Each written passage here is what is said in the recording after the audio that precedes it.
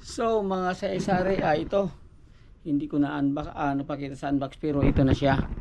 So ito, bumili kasi ako magkasari ng ano, ito yung ito, you know, incubator. O yan. So ito na siya makasari. Ito yun. Ito yung mga ano niya ito. At saka ito yung mga ano. So ngayon, asimbulin natin. So what's up?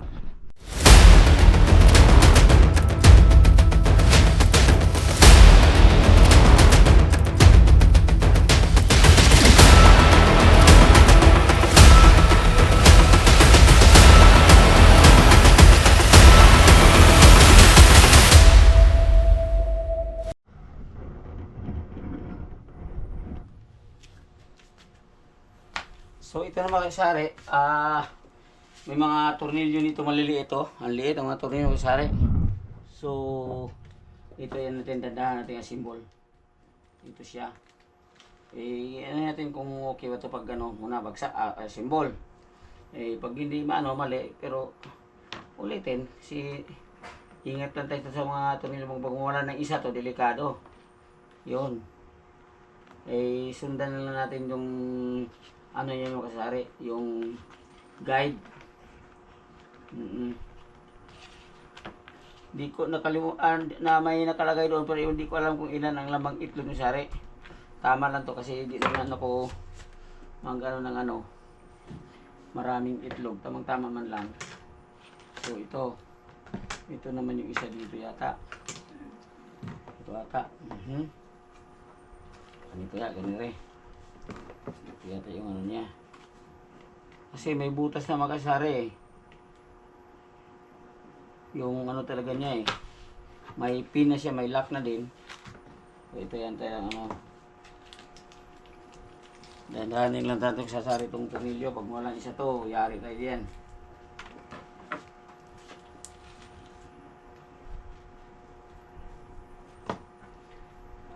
Ang halaga pala nito makasasari is ano, 1,080 yata yun, 70. Mayroong malaki nito makasari is 1,007. Parang 100 mahigit ang laman.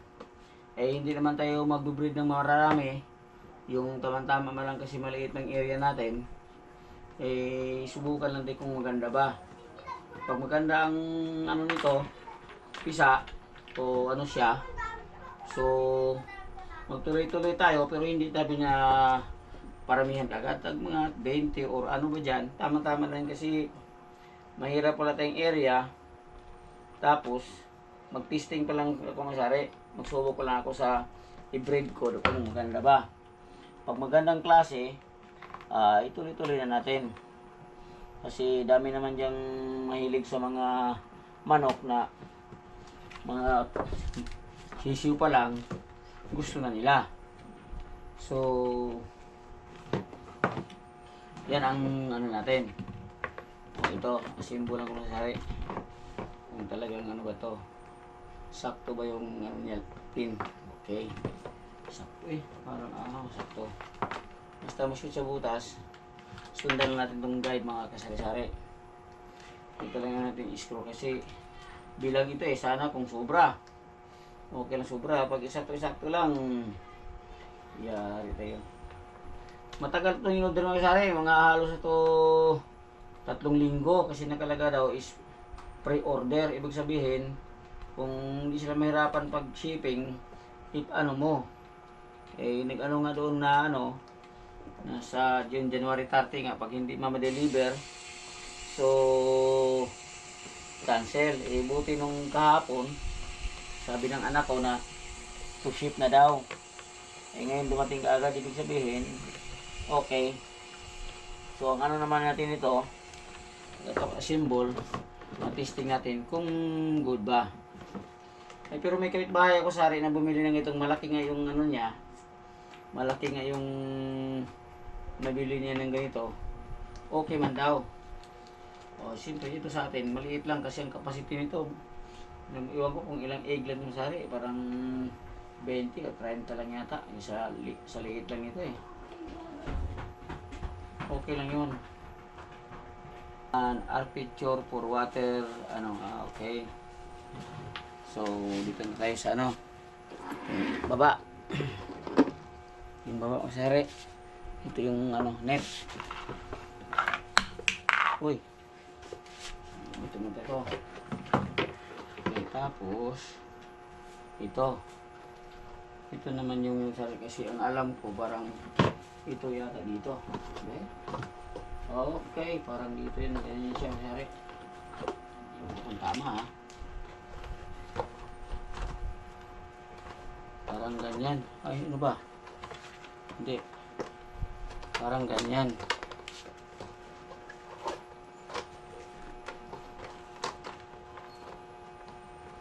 Ano yata? Sorry. Parang ito yata yung Ito yata yung niya.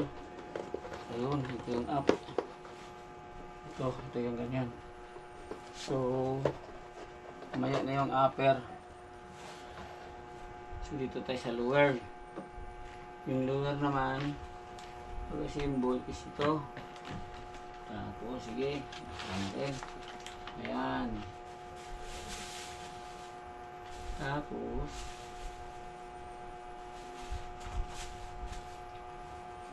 ito yung outer, ito. Ngayon, saan ilagay ito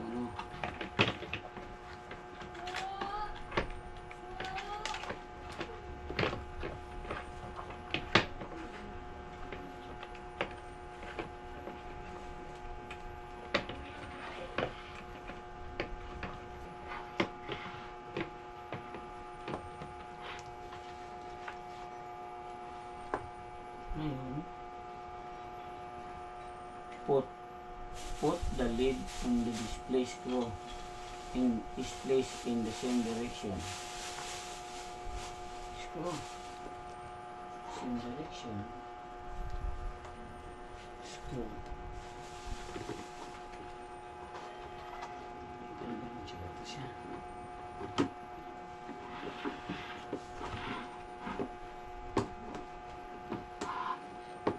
Saan ang screwhan nito?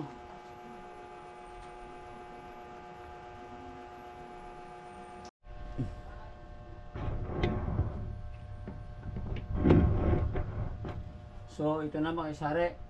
Mayroon tayong konti. Ito na yung niya. Ito pala mga simbol lang maliit. Iwan ko lang kung ilang laman itong itlog mo isari. Siguro mga 20. Kasi din ba dikit-dikitin mo.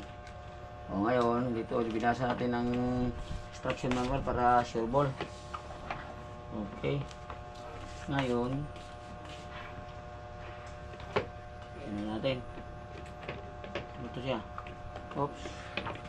Ayos natin pag sorry. Yung talaga. I-swap natin itong niya. Oops. Magaglag itong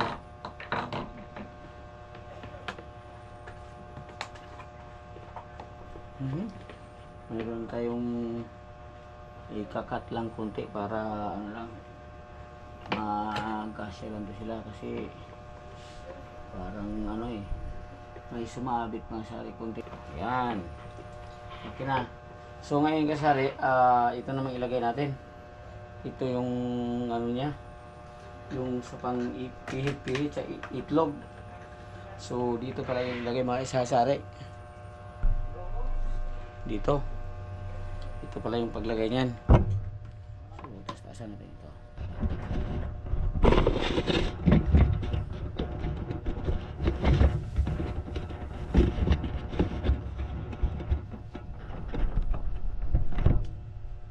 So dito, ganyan mga sari Ito dito lang muna natin lagay. Ito siya may mga na siya sari. Parang gearbox. Ganyan. Ganyan ako paglagay mo sa'yo. Parang gearbox siya. Ito. Ay, nagutik. Ito yung pinaka-gearbox niya Yun. Yun. Tapos pag distansya yung kunti o anong gusto mo kasi para maano yung itlog. 4 lang siya sari, 4. Ayan. Ayan. Tapos yung isa dito. Upya. Yan, hindi ba siya malalagay itlog yan? Siguro, kasi itong isa, dikit ito, ito dito, ito mga sari. Yan. Good. Itong isa, ano lang yan siya, wala na siya. Yan ang kano mga sari. Tapos, binasa ko sa, sa manual niya. Ito pala siya. Pag malapit na mag-hatch, tanggalin yung mga itlog. Dito pala ito ilagay. Sa ibabaw para yung sa ibabaw ilagay mga itlog kasi papisa na siya mga siguro 10 days para yung sisiw hindi na maano dito mga sari. Tapos bunutin mo na ito siya yung pinaka niya tawag nitong pang dito sa corner. Tapos yan sprayhan ng ito naman siya mga sari, ito yung lagayan ng ito naman yung lagayan sa dito yung lagay natin. Ito yung lagay sa tubig. Ito yung hose niya. Ito yung sari kasi kailangan tong ay tinatawag ito sa humidity. Ito yung sari tatlong tatlong hose. Siguro hindi naman siguro puno ng tubig pero kailangan siguro yan. May mga hose to masari. Talagang siya. Ayun. Ito yun siya masari Yan. Tapos, tatlo. Kasi ang binili ko masari maliit lang. Hindi naman ako magkano ng hats ng Tapos, pabitin yan. Ito na. Ganyan. Ganyan siya magsasari. Pasok na diyan.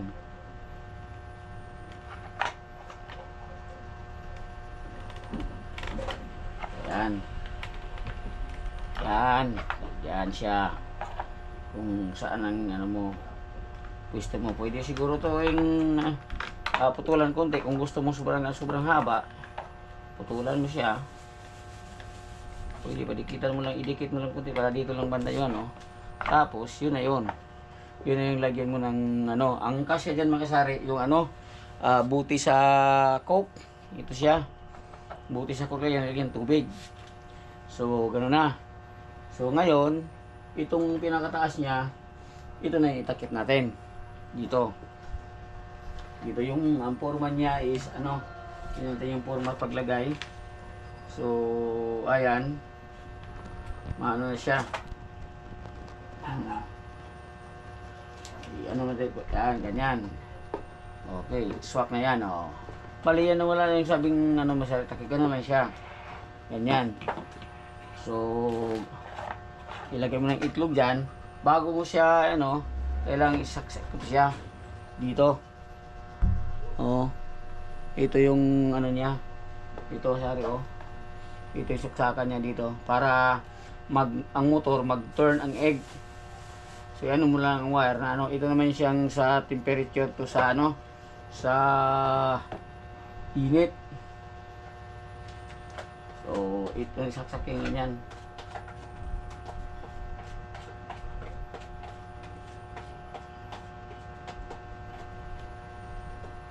Ganyan yung masari.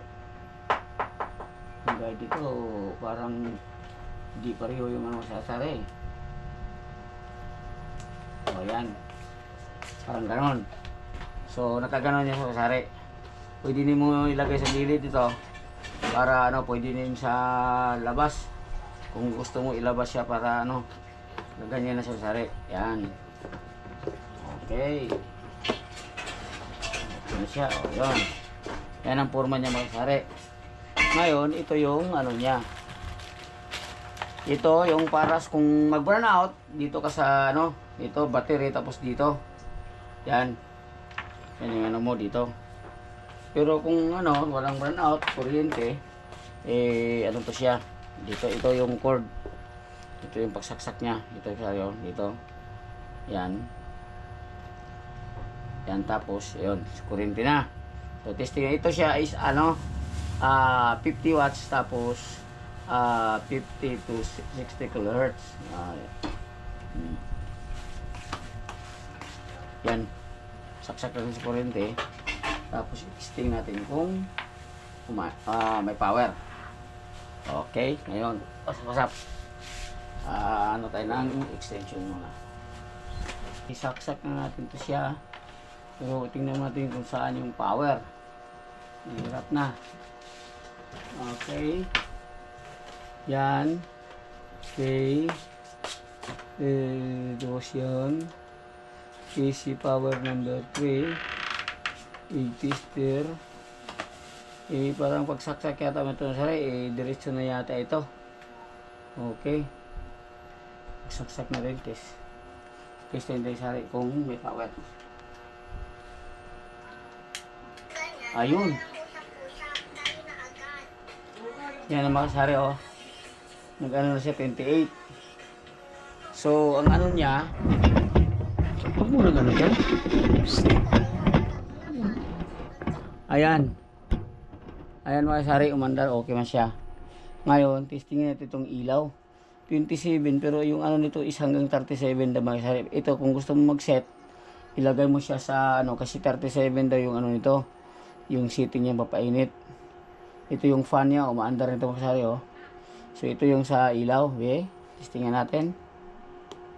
Okay, yung pag may itlog kasi sari, dito mo i-testing. O, katulad nito. Kuha tayong sample na itlog. Testing natin. Hindi ko alam mga sari kung ilan ang capacity nito. Ito lang ang itlog.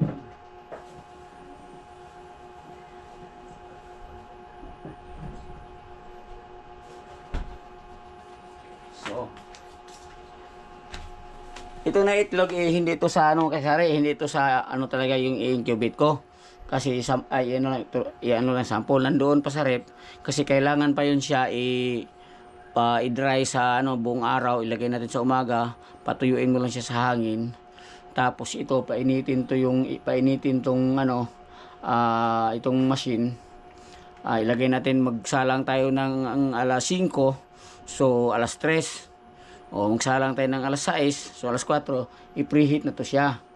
Tapos ano man ng disinfectant. So ito yung ganito makasari. Diyan ilagay ang itlog para malaman mo yan. Ayan, oh, ganyan. Katulad niya sa sari, ano siya, pag mga 7 days o ilang days or 8 days, malaman natin kung may itim, ibig sabihin may sari, ano siya, mayroon siyang laman. Pero pag wala, tanggalin mo na. Ganun ang ano niyan. Yon. So, intayin mo natin sari kung abot ba siya sa 37 o mag-off ba. Yan. Masasari, yan, 37.8. So, umabot na masasari siya sa 37.8. Ay, pakiramdaman natin kung anong ano niya. Kung maintain ba siya ng ganun lang, lagi. Hindi ba siya mag-off. Kasi alam ko may timer yan makasasari.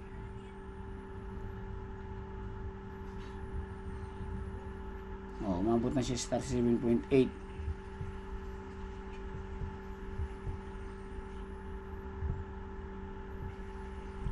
Okay, talagang una sa factory masari.